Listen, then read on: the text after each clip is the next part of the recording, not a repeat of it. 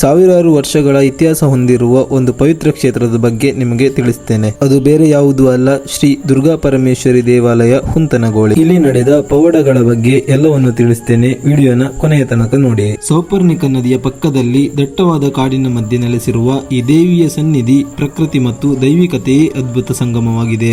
ಇಲ್ಲಿನ ತಂಪಾದ ಗಾಳಿ, ಹರಿಯುವ ನದಿಯ ನಾದ ಮತ್ತು ಶಾಂತ ವಾತಾವರಣ ಮನಸ್ಸಿಗೆ ನೆಮ್ಮದಿ ನೀಡುತ್ತದೆ. ಈ ದೇವಾಲಯದ ವಿಶೇಷತೆಗಳಲ್ಲಿ ಒಂದು ಎಂದರೆ ದೇವಸ್ಥಾನದ ಒಳಭಾಗದಲ್ಲಿರುವ ಈ ದೊಡ್ಡ ನಾಗದೇವರ ಹುತ್ತ. ಭಕ್ತರ ನಂಬಿಕೆಯ ಪ್ರಕಾರ ಈ ಹುತ್ತವು ತಾಯಿಯ ದೈವಿಕ ಶಕ್ತಿಯೊಂದಿಗೆ ಸಂಬಂಧ ಹೊಂದಿರುವ ಒಂದು ಪವಿತ್ರ ಸ್ಥಳವಾಗಿದೆ. ಇಲ್ಲಿಗೆ ಬರುವ ಭಕ್ತರು ನಾಗದೇವರಿಗೆ ಮತ್ತು ದುರ್ಗಾ ಪರಮೇಶ್ವರಿ ತಾಯಿಗೆ ಭಕ್ತಿಯಿಂದ ಪ್ರಾರ್ಥನೆ ಸಲ್ಲಿಸುತ್ತಾರೆ. ಪ್ರತಿ ವರ್ಷ ಎಳ್ಳು ಅಮಾವಾಸ್ಯೆ ಎಂದು ಇಲ್ಲಿ ವಿಶೇಷ ಉತ್ಸವ ನಡೆಯುತ್ತದೆ. ಆ ದಿನ ಸಾವಿರಾರು ಭಕ್ತರು ಆಗಮಿಸಿ ತಾಯಿಯ ದರ್ಶನ ಪಡೆದು ಆಶೀರ್ವಾದ ಪಡೆಯುತ್ತಾರೆ. ತಾಯಿಯ ಸನ್ನಿಧಿಯಲ್ಲಿ ಕೇಳಿಬರುವ ಒಂದು ಅದ್ಭುತವಾದ ಸ್ಥಳೀಯ ಕಥೆಯನ್ನು ನೋಡೋಣ ಬನ್ನಿ. ಹಿಂದಿನ ಕಾಲದಲ್ಲಿ ಈ ಊರಿನ ಬಡ ಕುಟುಂಬಗಳಲ್ಲಿ ಮದುವೆ ಸಮಾರಂಭ ನಡೆಯುವಾಗ ಆಭರಣಗಳನ್ನು ಖರೀದಿಸಲು ಸಾಧ್ಯವಾಗದಿದ್ದರೆ ಅವರು ತಾಯಿಯ ಮೇಲೆ ಸಂಪೂರ್ಣ ನಂಬಿಕೆ ಇಟ್ಟುಕೊಂಡು ಸೌಪರ್ಣಿಕ ನದಿಯ ಬಳಿ ಬರುತ್ತಿದ್ದರಂತೆ. ಮದುವೆಯ ಹಿಂದಿನ ದಿನ ಒಂದು ಹರಿವಾಣವನ್ನು ಇಟ್ಟು ಅದರ ಮೇಲೆ ಒಂದು ಬಿಳಿ ಬಟ್ಟೆ ಮತ್ತು ವಿಳೆದೆಲೆಯನ್ನು ಇಟ್ಟು, ತಾಯಿ ನಮ್ಮ ಮನೆಯಲ್ಲಿ ನಾಳೆ ಮದುವೆ ಇದೆ, ಮದುವೆಗೆ ಬೇಕಾದ ಆಭರಣಗಳನ್ನು ನೀನೇ ಒದಗಿಸಬೇಕು ಎಂದು ಭಕ್ತಿಯಿಂದ ಪ್ರಾರ್ಥಿಸುತ್ತಿದ್ದರಂತೆ. ಮರುದಿನ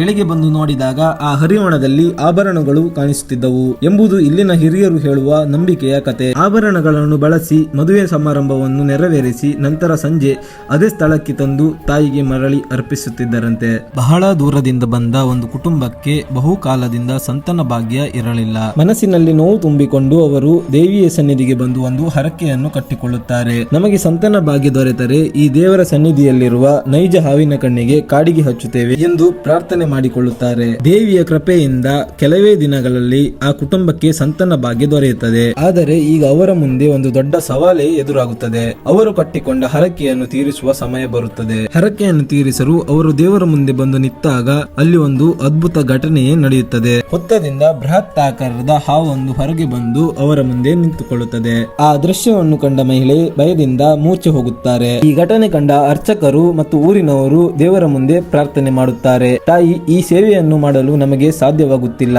ಇದರ ಬದಲಾಗಿ ನಾವು ಸೃಷ್ಟಿ ಸಮಾರಾಧನೆ ಎನ್ನುವ ಸೇವೆಯನ್ನು ಮಾಡಿಕೊಂಡು ಹೋಗುತ್ತೇವೆ. ನಮ್ಮನ್ನು ಕಾಪಾಡು ತಾಯಿ ಎಂದು ಬೇಡಿಕೊಳ್ಳುತ್ತಾರೆ. ನಂತರ ದೇವರಿಗೆ ಪ್ರಸಾದ ತೆಗೆದು ನೋಡಿದಾಗ ಶುಭ ಸೂಚನೆ ಸಿಗುತ್ತದೆ. ಅಂದಿನಿಂದ ಇಂದಿನವರೆಗೂ ಆ ಕುಟುಂಬವು ಸೃಷ್ಟಿ ಸಮಾರಾಧನೆ ಸೇವೆಯನ್ನು ಭಕ್ತಿಯಿಂದ ಮಾಡಿಕೊಂಡು ಬರುತ್ತಿದ್ದಾರೆ. ಇಂತಹ ಪವಿತ್ರ ಕ್ಷೇತ್ರಗಳ ಇತಿಹಾಸ ಮತ್ತು ವೈಶಿಷ್ಟ್ಯಗಳನ್ನು ತಿಳಿದುಕೊಳ್ಳುವುದು ನಮ್ಮ ಸಂಸ್ಕೃತಿಯನ್ನು ಇನ್ನಷ್ಟು ಹತ್ತಿರವಾಗಿಸುತ್ತದೆ. ನೀವು ಕೂಡ ಒಂದು ಬಾರಿ ಹುಂತನಗೋಳಿ ಶ್ರೀ ದುರ್ಗಾ ಪರಮೇಶ್ವರಿ ತಾಯಿಯ ಸನ್ನಿಧಿಗೆ ಭೇಟಿ ನೀಡಿ.